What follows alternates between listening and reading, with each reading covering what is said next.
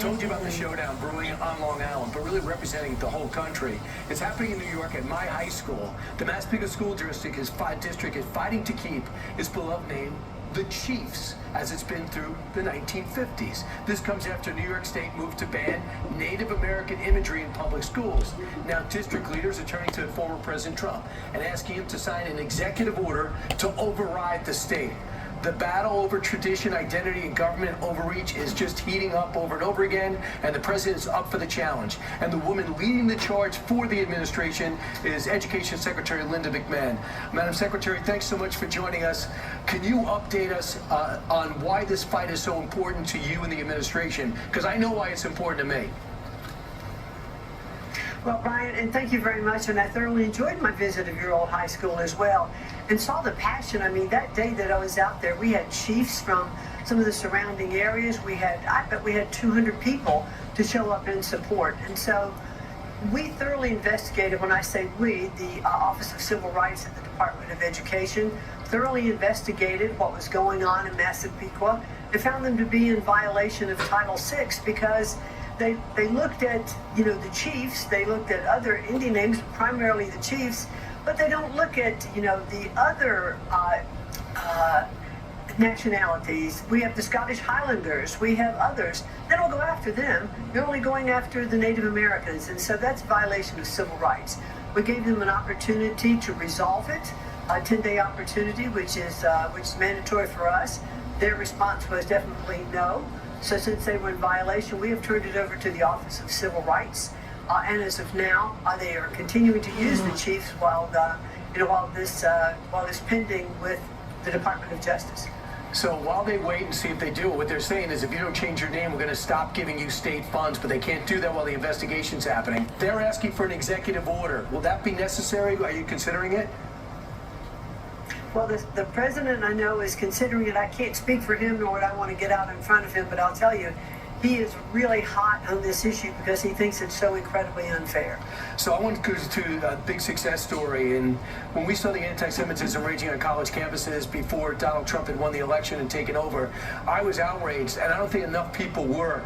But when the president took over and it began to be a problem again, he cracked down, and you cracked down. And Columbia was the first, I think Harvard was the second, and he said this will stop or else you're going to lose your federal funding. Well, you finally reached a settlement when it comes to Columbia, and it's detailed, but it includes a $220 million essentially fine. And it's going to be a lot of promises from the school to look out for anti-Semitic behavior, take the masks off the students, and get these protests under control. What else can you tell us about this deal, and what other higher institutions get from this? Well, I can tell you, Brian, you're right about the president. He also campaigned on this, that he was not going to allow anti-Semitism to be on campuses the way it was.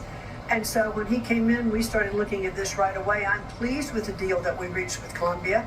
It does involve the fine. It does involve getting rid of all DEI policies. And that's incredibly important. It also has monitors, both at the school and at the Department of Justice, to make sure that Columbia is in compliance with the laws. We have to make sure, and they've agreed that they are going to use merit as the basis of their student admissions as well as their hiring policies. They're going to look at international students who are coming on campus and what their reasons are for wanting to study in the United States.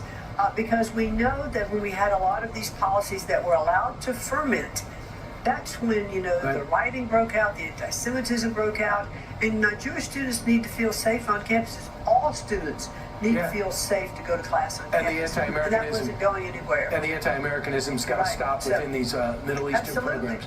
And the other thing is Harvard should take a page from this settlement, because they're not going to win, even if this judge rules against you initially. And hopefully these other higher institutions, many of which you're taking on directly, will understand you guys are not kidding around. I also want to talk about something else important. Go ahead. I'll just add this one thing. If a university is accepting federal funding, then they have to know that funding can be taken away. It's not a right or a privilege It is funds that are delegated to these universities, but they must comply with the law. Harvard's not caving, are they?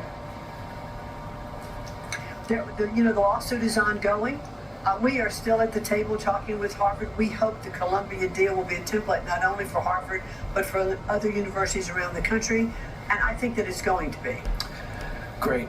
Something else that we have in common, we both were really impressed with this very unique school called the Schoolhouse on Long Island. And possibly it's a template for other elementary schools to maybe move past old standards and do something new in terms of effectiveness.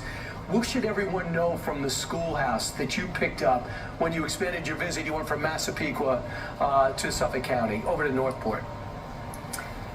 Well, it was really an amazing school. I mean, John and Mimosa, the husband and wife team who run that, were just incredible with the devotion. And they built this. I mean, this was money that they put into it. So it gets back to the notion of a one-room school. It's clearly much more than a one-room school. But what it shows is hands-on learning. And it shows how students progress at their own pace. They're not sitting in one class lined up row by row. They're progressing at their own pace. And when they master, one particular problem, then they go on to the next at the next level. And I think the other thing that impressed me is that students who are in different classes, who may be a little older than the grade below them, if they've mastered a subject, then they're also used as tutors for the students that are underneath. And so you have this constant grouping of kids that are working together to sort through problems. And it's just an amazing system. You don't hear, there's no disruption in the class. Kids are busy, they're focused on what they're doing. It was such an impressive school. I'd like to see it used as a model in many schools around the country. I think they are. They're going to move it to at least 5 different states now, so it's accelerating. If we want to catch up to the rest of the world, this is the type of thing we need with your leadership too. So I have a quick suggestion. Is there any way you could take that same innovative belief that you have and ability to implement and start standardizing American history classes? As much as you want to give power to the states, and I'm really concerned that we're forgetting about American history, especially when you come up on year 250. And while you're at it, if you could bring shop back to these classes, I'm talking about metal shop, wood shop, auto mechanics, Mike Rowe would be happy and our country would be better off. Is that possible, either one of those things? Well, the Department of Education does not implement curriculum. We don't design curriculum, we don't hire teachers, we don't buy books. However, what we are doing, I've signed a memo of understanding with the Department of Labor, and I'm working very closely with Lori Chavez DeRaymer, the Secretary of Labor, because all of these workforce development projects that you're talking about, I believe start in K through 12 and then go into higher education. We have to have pathways. Shop would be included, technology would be included, a lot of the skill-based learning that's hands-on. I'm visiting more and more schools that are doing that.